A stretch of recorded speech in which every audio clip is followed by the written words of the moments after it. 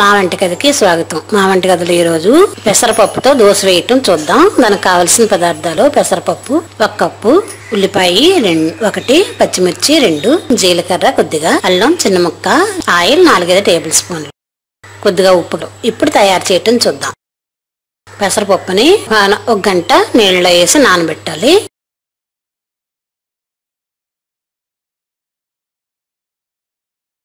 ఇలా నానిన పెసరపప్పుని మిక్సీలో వేసుకొని దోశ పిండిలా తయారు చేసుకుందాం.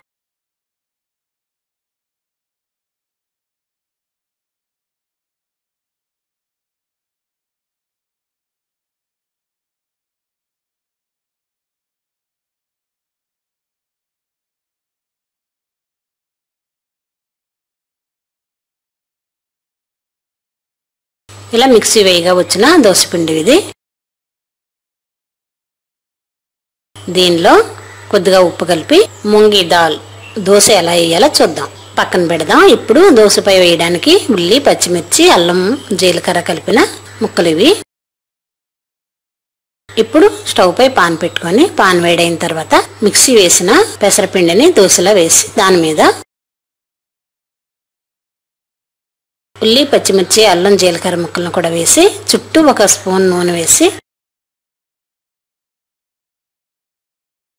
ఒక 2 నిమిషాలు కాలనిద్దాం. ఇలా బాగా కాలిన తర్వాత రెండో వైపు తిప్పుదాం.